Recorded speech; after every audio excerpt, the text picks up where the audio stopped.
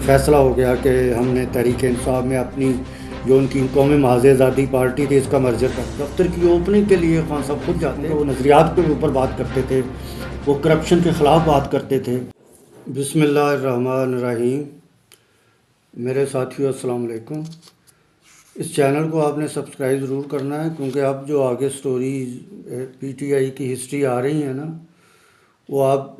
دیکھیں گے سنیں گے تو آپ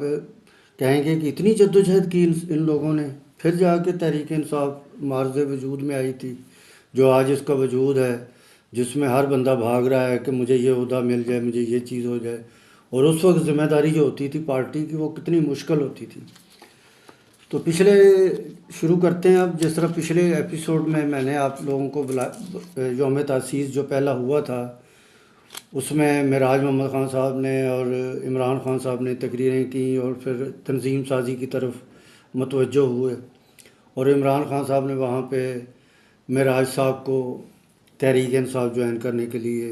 انہیں ریکویسٹ کی، اور انہوں نے وعدہ کیا کہ میں اپنی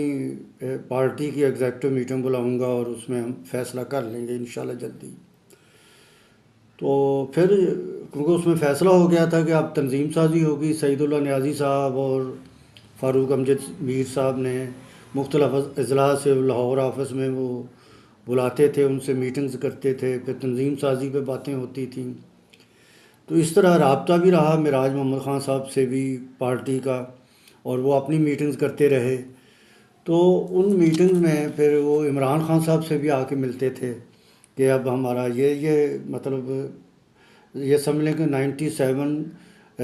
تقریباً اگست سپتمبر میں یہ سلسلہ شروع ہو گیا تھا، اور اس وقت معراج صاحب کے ساتھ خواجہ جمیل صاحب، خواجہ سلیم صاحب، ارشد بٹ صاحب، احمد علی بٹ صاحب اور شاہد سعید، یہ دوست ہوتے تھے اور ان کے ساتھ جاتے تھے، میٹنگز ہوتی تھی۔ کرتے کراتے یہ ہوا کہ آخر فیصلہ ہو گیا کہ ہم نے تحریک انصاف میں اپنی جو ان کی قومی محاذ آزادی پارٹی تھی اس کا مرجر کرنا ہے،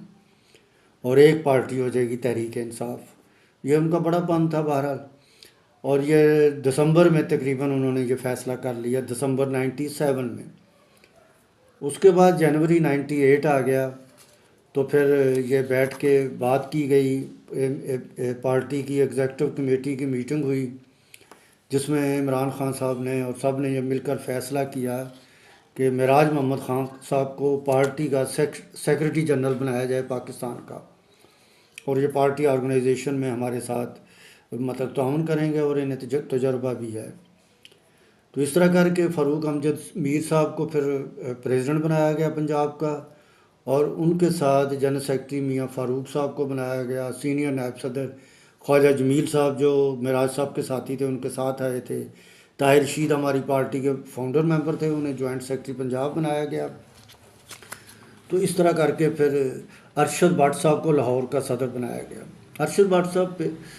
پروفیشن وائز وہ وکیل تھے، اور ان کی بڑی جدوجہد تھی پیپلز پارٹی میں، قومی محاذ آزادی میں، اور وہ جنرل ضیاء الحق کی ماشاء اللہ کے دوران جیلوں میں بھی انہوں نے گئے اور جیلوں کی صعوبتیں کاٹیں انہوں نے۔ بعد میں وہ جلا وطن بھی 9 سال رہے 81 میں۔ تو ان کا کافی تجربہ تھا اور نظریات کو وہ سمجھتے تھے۔ تو ان کے ساتھ جو تنظیم بنائی گئی، ان میں جنرل سیکرٹری لاہور مجھے ساتھ بنایا گیا، اور اس کے ساتھ پھر سلیم بٹ صاحب نائب صدر بنے، سینئر نائب صدر بنایا گیا، طارق فاروق مرزا صاحب کو، شاہد سعید کو بنایا گیا additional secretary general, Ahmed Ali Butt صاحب نائب صدر۔ اس طرح کر کے خالد محمود صاحب مطلب شیخ خالد محمود صاحب کو پارٹی میں وہاں پہ عہدہ دیا گیا۔ تو اس طرح کر کے لاہور میں مختلف جگہ پہ پارٹی کے عہدیدار بنائے گئے۔ شوکت شاہ صاحب، اب میں بہت سارے دوستوں کے نام لینا بڑا ضروری سمجھتا ہوں کہ جب یہ مرجر ہو گیا پارٹی میں، شبیر سیال صاحب کو یوتھ مطلب دیا گیا کہ یوتھ میں آپ کام کریں۔ اس طرح شوکت شاہ صاحب، ڈاکٹر طاہر رانا صاحب، سداد بٹ، میاں خالد صاحب، عمر سرفراز چیمہ صاحب کو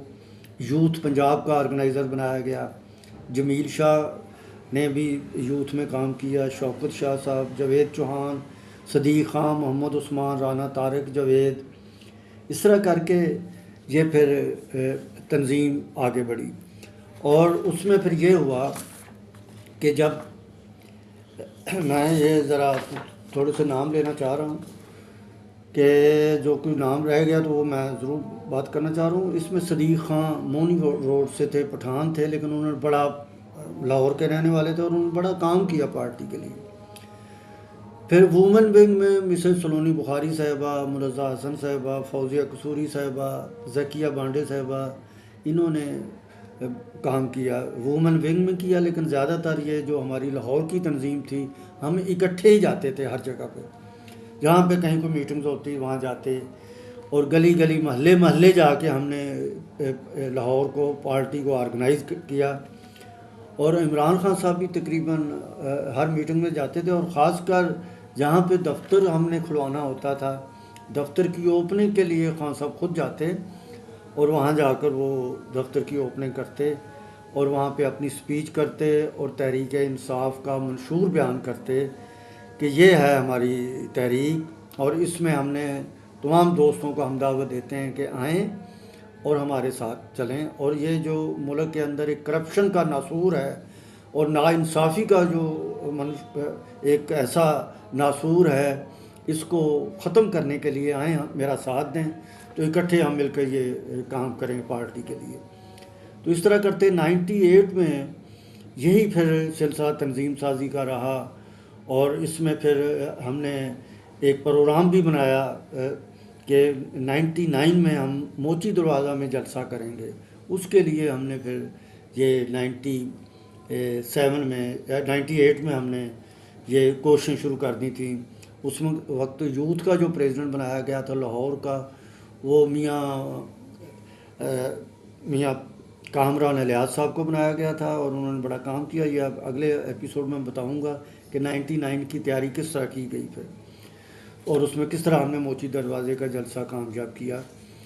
تو یہ ایک سٹرگل جو 98 میں ہوئی،